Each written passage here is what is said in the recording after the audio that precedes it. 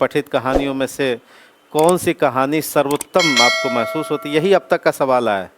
या किसी एक कहानी की समीक्षा करें तो पर्याप्त है ना, उतना पढ़ना पर्याप्त है। बाकी दो चार और कहानियों को पढ़ लीजिए, या हम भी बता देंगे कि उसमें मूलभूत समस्या क्या है। तो एक एक पैराग्राफ दो और कहानियों का लिख लीजिए। एक कहानी नहीं याद है ये तो हो ही नहीं सकता है। फिर हाँ, सर्वोत्तम पूछा जा रहा है तो आपको एक कहानी कैसे नहीं याद है? आपने पढ़ा है, अभी याद करा देते हैं क्या? एक क्वेश्चन में दो कहानी नहीं लिख सकते हैं। जब आपसे कहा जाए कि ये कौन सा बेस्ट है तो आप क्या कहिएगा कि जी हमको 3 बेस्ट लगता है, तो ये तो उत्तर नहीं है। नहीं, कोई कहे कि भाई इस एग्जाम का टॉपर कौन है, कहे कि नहीं जी अब तो हम 3-4 टॉपर निकालेंगे, तो सही नहीं है। ये आपका सोचना वाजिब नहीं है। टॉपर तो एक ही आदमी होगा। हाँ, आप जरूर चर्चा करेंगे कि 1930 के बाद की जो कहानियाँ हैं वो बेहतर हैं। और क्यों बेहतर है? तो यथार्थवादी हैं। और स्वयं प्रेमचंद ने कहा है कि सर्वोत्तम कहानी वह होती है जो किसी मनोवैज्ञानिक यथार्थ या किसी मनोवैज्ञानिक सत्य पर आधारित हो। हिंदी तो इतना आसान विषय है, नहीं आसान है। कहानी पढ़नी है भाई, आपको पढ़ना है पूस की रात कहानी, सबको याद होगा नाम। क्या नाम है कैरेक्टर का? देखिए, हमको नाम याद है या नहीं? फिर हाँ, कितना दिन क्लास की हो? 4-5 दिन की हो। हाँ जी बताइए, कौन सी? हल्कू, देखिए इसको भी याद है, 4 दिन पढ़िए।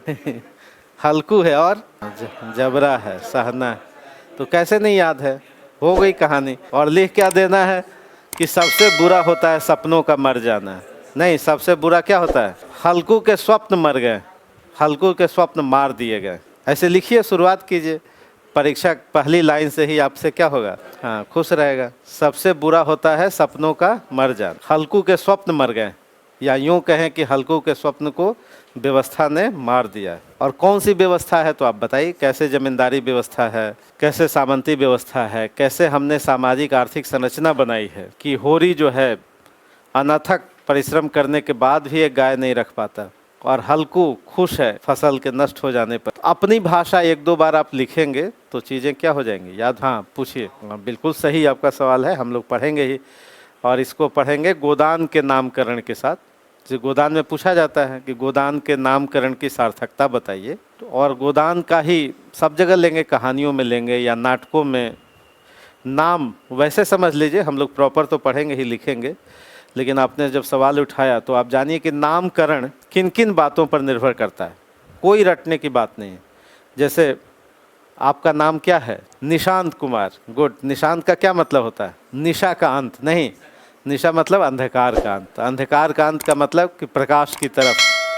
तो नामकरण पहले ही सोचिए कि नाम कौन रखता है। अगर पिताजी ने रखा है, दादाजी ने रखा है, तो नाम में रचनाकार के स्वप्न दिखाई देते हैं। तो कोई कहानी का नाम, किसी व्यक्ति का नाम, किसी संस्था का नाम, किसी नाटक का नाम, नाम से क्या पता चलता है कि जो नाम रखने वाला है, जो रचनाकार है। अब मान लिया कि आपके जैविक पिता ने नाम रखा है, ये भी तो एक मानसिक संतान है। गोदान प्रेमचंद की क्या है? मानसिक संतान, ये भी तो एक संतान ही है। तो संतान का नामकरण या किसी व्यक्ति का, किसी संस्था का नामकरण जो रखता है वो ये सोचता है कि उसके स्वप्न कहाँ तक हैं। तो निशांत नाम रखा गया है, चाहे जिसने भी रखा हो, ये सोच के रखा गया होगा कि निशा का अंत होगा और प्रकाश का क्या होगा? हाँ, सूर्योदय होगा। ठीक वैसे ही कोई नाम रखता है भारत दुर्दशा, सिविल सेवा के कोर्स में, अंधेर नगरी कोर्स में, है ना?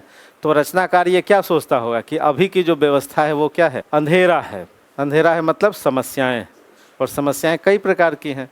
तो नामकरण का गोदान कोई नाम रखता है, मान लिया कि कोई स्कंदगुप्त या चंद्रगुप्त नाम रखता है, जयशंकर प्रसाद ने रखा चंद्रगुप्त नाम, तो ये क्या सोच के रखा होगा कि भारत के जो युवा हैं वो चंद्रगुप्त जैसे क्या हों? वीर हों, है ना? ठीक वैसे ही नाम रखा गया पूस की रात, ठीक वैसे ही नाम आपके पास ईदगाह रखा गया। तो रचनाकार जब नाम रखता है तो उसके उसमें स्वप्न दिखाई देते हैं। यानी जो वो होना चाहता है, जो कुछ करना चाहता है, जो समाज को लेसन देना चाहता है, जो संदेशित करना चाहता है, ये बात। जैसे प्रेमचंद ने गोदान नाम रखा तो क्या सोचा होगा, गाय का दान तो सरल अर्थ है, लेकिन प्रेमचंद चाहते होंगे कि फ्यूडल जो समाज है और उसकी जो बुराइयां हैं उसका भी गोदान हो जाए, साथ में पूंजीवादी जो चुनौतियां हैं, समस्याएं हैं, शोषण है, उसका भी गोदान हो जाए, भाग्यवाद का गोदान हो जाए। सबका क्यों नहीं कर देते एक साथ? कर्म फलवाद के नाम पर जो शोषण है, धर्म के नाम पर जो शोषण है, गरीबी, अशिक्षा, सबका गोदान करा दिया जाए। प्रेमचंद के बड़े स्वप्न रहे होंगे गोदान नामकरण के पीछे। तो नामकरण का पहला आधार क्या हुआ, आपने क्या समझा कि जो भी नाम रखता है, चाहे वो रचनाकार रखे या जैविक पिता रखे या जो भी संबंधी रखे। हालांकि कुछ लोग टुट्टू पुट्टू भी कुछ नाम जो आज नहीं नाम रखते हैं सीरियल वगैरह से देख करके। कई बार आपने देखा कि भाई टीवी सीरियल देख करके, है ना, मॉडर्न मम्मियाँ या मॉडर्न पापा जो लोग हैं वो नाम रखते हैं। हालांकि उसमें उनका विजन नहीं होता, वो नकल से नाम रख लेते। लेकिन जिसका कोई विजन है, जिसका कोई जीवन दर्शन है, वो क्या सोच के नाम रखता है? वो ये सोच के नाम रखता है कि उसके स्वप्न क्या है, वो बच्चे में क्या देखना चाहता है ना। जैसे आपकी संस्था का नाम संवाद है, तो हमने कुछ सोच के रखा होगा कि भाई इसका क्या मीनिंग है और इसका क्या प्रयोजन। तो कोई व्यक्ति जब संस्था का हालांकि कुछ लोग नकल से रख लेते हैं, कुछ लोग कैसे रखते हैं, कुछ लोग अपने सोच से, अपने जो चिंतन है उसके आधार पर नाम रखते हैं। तो गोदान का नाम या पूस की रात का नाम या कफन कहानी का नाम या स्कंदगुप्त या चंद्रगुप्त नाटक का नाम या आपका नाम या आदिकाल, भक्तिकाल, सब तो नाम ही है। तो नामकरण के पीछे, नोमेनक्लेचर के पीछे जो व्यक्ति रखता है उसके स्वप्न क्या है, ठीक है, पहली बात। दूसरी बात क्या होती है कि वो जो नाम है और उसका जो रिफ्लेक्शन है वो पूरी कहानी में कहीं न कहीं प्रत्यक्ष और परोक्ष रूप से वर्तमान रहता है। जैसे गोदान नाम तो गाय केंद्र में है, तो गाय केंद्र में है तो कहानी के प्रारंभ में भी होगा, मध्य में भी होगा, अंत में कई जगह वो छाया रहेगा। चाहे वो सीधे छाए, सीधे उसका इम्पैक्ट हो या प्रत्यक्ष रूप से हो। जैसे जब कहानी गोदान शुरू होती है तो आपने देखा कि कैसे धनिया और होरी का वार्तालाप है। उसके बाद जब वो निकलता है तो कहता है कि भगवान यदि गांव से बरखा कर दे तो एक गाय जरूर लेगा। ये कौन कह रहा है? कोई किसी से कह नहीं रहा, मन में सोच रहा है। जैसे आप कभी मन में सोचते हो कि भगवान अगर ठीक से हो जाए तो एसडीएम, नहीं। तो होरी के स्वप्न क्या है? उसके एसडीएम बनने के स्वप्न नहीं, उसके स्वप्न है कि एक गाय रखे, वो एक गाय रखे, और यही उसका अंतिम स्वप्न है। कहता है कि भगवान कहीं गाँव से मतलब अच्छे से, सुकून से वर्षा कर दे तो क्या करे, एक गाय जरूर लेगा। और फिर सोचता है गाय क्यों लेगा? वो सोचता है इसी से तो सामाजिक प्रतिष्ठा है। होरी महतो लोग कहे दरवाजे पर गाय बंधी हो, है ना। जैसे आप कहते हैं दरवाजे पर बड़ी गाड़ी हो, तो हाँ, होरी क्या सोचता है कि दरवाजे पर क्या हो, गाय बंधी हो, तो सोशल रिकॉग्निशन होगा, सामाजिक प्रतिष्ठा होगी। फिर वो सोचता है कि गाय के बछवे निकलेंगे तो आर्थिक भी प्रयोजन सिद्ध होगा, यानी पैसा भी आगे चल करके इसके बैल बनेंगे तो वो भी अच्छा होगा। फिर सोचता है कि सुबह सुबह गौ के दर्शन हो जाए, तो सोचता है कि धर्म के आधार पर भी गाय की क्या है, आवश्यकता है कि सुबह सुबह गाय की सेवा करने को मिले तो अगला जन्म भी सुधरे। तो कई प्रयोजन है उसके सामने। गाय के साथ एक कोई जानवर नहीं है, गाय के साथ उसका धार्मिक विश्वास, सांस्कृतिक विश्वास, आर्थिक जरूरत, सामाजिक जरूरत, और इसके साथ साथ वो क्या सोचता है कि बेटे गोबर को अगर पाव भर दूध मिल जाए। अभी क्या है, दुबला पतला, प्रेमचंद पहले परिचय दे चुके हैं, आपने गोदान पढ़ा है या नहीं? एक हरा युवक है, लंबा है, पतला है, लेकिन होरी क्या सोचता है कि बेटे को अगर पाव भर दूध मिल जाए ना, तो एक पिता की इच्छा है कि भाई उसका संतान निरोगी हो, स्वस्थ हो, सुंदर दिखे। तो एक पिता की अपनी इच्छा है, वो भी पूरी हो रही है। तो गाय से कई सारी आवश्यकताएं पूरी हो रही है। लेकिन जब नामकरण के पीछे आप क्या कहेंगे, यहाँ गाय क्या हो जाता है, केंद्र में हो जाता है। यानी रचना के प्रारंभ में गाय का क्या महत्व है किसान के लिए, प्रेमचंद बताना चाहते। और जब रचना समाप्त होने लगती है तो देखिए गाय आती है, आंखों के सामने अंधेरा छा गया है। उसके पहले वो क्या कहता है कि अब कब तक जिलाओगी धनिया, सब दुर्गति तो हो गई। और फिर आंखों के आगे अंधेरा छा जाता है और फिर वही गाय आती है कामधेनु सी। अब वो गाय कैसी है, कामधेनु सी गाय, और अंधेरा छा रहा है, उसको लग रहा है कि अब जीना तो है नहीं। और फिर उसको क्या याद आ रहा है, मंगल याद आ रहा है, को गाय का दूध पी रहा है। और इसके बाद गाय देवी बन जाती, उसके बाद गाय क्या बन जाती, मरते वक्त सब जैसे लगता है कि दृश्य पटल पर अब प्रत्यक्ष अप्रत्यक्ष रूप से गाय शुरू में भी है, लास्ट में भी है, और पूरी प्रक्रिया में कथा विन्यास में गाय उपस्थित है। तो रचना का नामकरण का पहला आधार आपने क्या कहा था कि रचनाकार का स्वप्न क्या है, रचनाकार की चुनौतियां क्या हैं, वो क्या समाधान देना चाहता है। और फिर आपने कहा कि रचना के केंद्र में, उसके प्रारंभ में, उसके मध्य में, उसके अंत में कहीं न कहीं प्रत्यक्ष अप्रत्यक्ष रूप से छाया हुआ हो। दूसरा क्या है, नामकरण में और भी बहुत सारे तर्क हैं। जैसे नाम हमेशा संक्षिप्त होता है, बेहतर नाम क्या होता है, छोटा, है ना। अगर बड़ा नाम रखेंगे तो पब्लिक छोटा कर देगी। जैसे किसी ने फिल्म का नाम रखा दिलवाले दुल्हनिया ले जाएंगे, तो लोगों ने क्या कर दिया, DDLG कर दिया, है ना। अगर वो फिल्म मेकर ने नाम छोटा रखता, जैसे आप नाम रखेंगे चंद्रशेखर प्रसाद सिंह, तो CP सिंह लोग कर देंगे, नहीं कर देंगे या नहीं, छोटा कर देंगे। तो नाम हमेशा अच्छा क्या माना जाता है कि संक्षिप्त हो, है ना। बेहतर नाम, बड़ा नाम अच्छा नहीं माना जाता। जैसे एक फिल्म आई थी, उसमें एक व्यक्ति का नाम था रणछोड़ दास श्यामल दास, नहीं, हाँ, तो क्या नाम हो गया उसका, तो बड़ा नाम रखने के खतरे हैं। तो जो बेहतर रचनाकार होता है वो नाम क्या रखता है, छोटा रखता है ना। जैसे आपका संवाद नाम क्या है, छोटा नाम है, नाम याद हो जाता है, तो छोटा नाम, गोदान नाम छोटा नाम है ना। तो नामकरण कैसा होना चाहिए, छोटा, है ना। ये उसकी सफलता का भी द्योतक है वो, क्योंकि जुबान पे जल्दी चढ़ जाता है। एक बार हम लोगों ने सोचा था, जब 2005-06 में संस्थान की शुरुआत हुई, तो हम लोगों ने सोचा, 3 मित्र थे, तो सोचा गया कि क्या नाम रखा जाए। तो एक मित्र ने कहा कि अचीवर्स नाम रखा जाए, है ना, अचीवर्स IAS नाम रखा जाए। तो 2-4-6 महीने वो नाम चला, तो लोग फोन करके पूछते थे क्या नाम है सर संस्थान का, तो अचीवर्स अब फिर से सर बताइए। मतलब एक बार में हम पहुंचा नहीं पाते ये नाम जो है, जो दूर से कोई फोन से पूछ रहा है, तो ये नाम हम वहां तक पहुंचाने में दिक्कत आती थी, 1-2 बार बोलना पड़ता था, और थोड़ा अंग्रेजी दादा नाम भी था, है ना।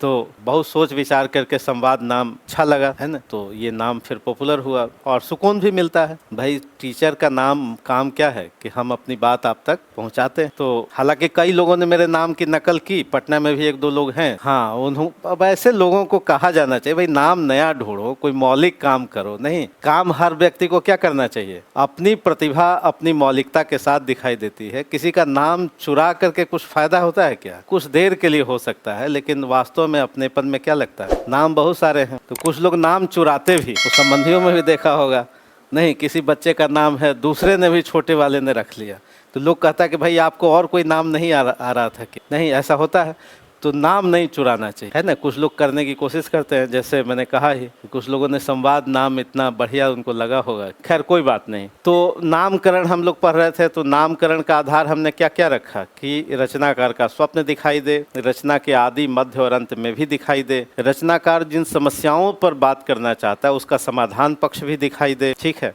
और नामकरण क्या होता है, संक्षिप्त होता है। अगली बात की नामकरण बिंब धर्मी भी होता है। एक बिंब आपने समझा होगा कि आपको आंखों के सामने एक दृश्य उपस्थित हो, जैसे गाय का दान, तो आपके सामने क्या होता है, एक विजुअल उपस्थित होता है, गाय आपके सामने एक चीजें आ जाती हैं। तो नामकरण हमेशा क्या होता है, जीवंत होता है और बिंबधर्मी होता है, प्रतीकात्मक भी होता है। नाम का मतलब कि कई सारे मीनिंग वो रिफ्लेक्ट करे। नाम, अच्छा नाम क्या माना जाता है, जिसमें कई सारे मीनिंग, कई सारे संदेश वो इनबिल्ट हो उसमें, यानी वो रिफ्लेक्ट करता हो। और साथ साथ नामकरण के पीछे कई लोगों का कैरेक्टर बेस्ड नाम लोग रखते हैं, जैसे चंद्रगुप्त रखा जयशंकर प्रसाद ने, स्कंदगुप्त रखा, दिव्या रखा गया नाम, यशपाल ने रखा।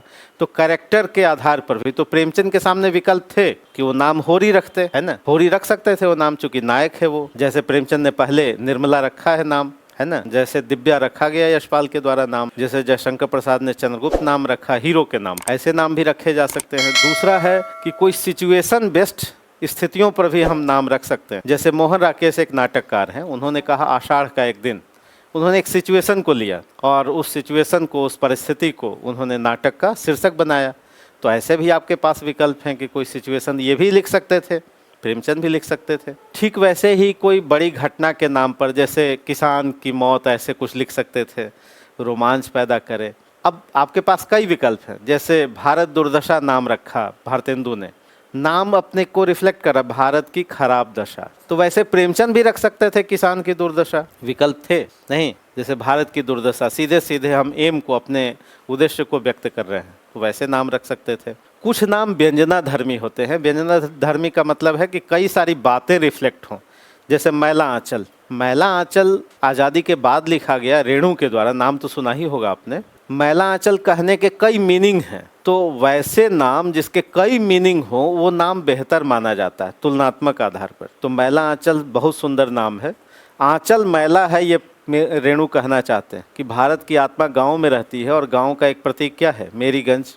और मेरीगंज में चलिए देखिए कैसे गरीबी है, शिक्षा है, अभाव है, और रोग के जो 2 कीटाणु हैं, मूलतः गरीबी और अशिक्षा है। आपको चलिए दिखाते हैं, और मेरीगंज में उन्होंने दिखाया। तो मैला आंचल बहुत ही अच्छा शीर्षक है। ठीक वैसे ही गोदान नाम भी व्यंजना धर्मी है। व्यंजना धर्मी का मतलब कई सारी बातें रिफ्लेक्ट होता है। तो कौन सा शीर्षक अच्छा होता है? जो व्यंजनाधर्मी। व्यंजनाधर्मी का मतलब कई सारे मीनिंग, जैसे मैंने कहा कि गोदान के कई मीनिंग हैं। एक सरल अर्थ है गाय का दान, लेकिन विशेष अर्थ क्या है कि पूंजीवाद का गोदान कीजिए, सामंतवाद का गोदान कर दीजिए, धर्म और कर्मफल के नाम पर जो शोषण है उसका गोदान कीजिए, जातिवाद का गोदान कीजिए। यानी जिन जिन समस्याओं से हम रूबरू हो रहे हैं, होरी की मौत के साथ इन सबका भी क्या कर दिया जाए? गोदान कर दिया जाए। तो प्रेमचंद ने इस शीर्षक के माध्यम से कई सारे मीनिंग को बताया। समझ में आया कि नामकरण के क्या क्या आधार होते हैं।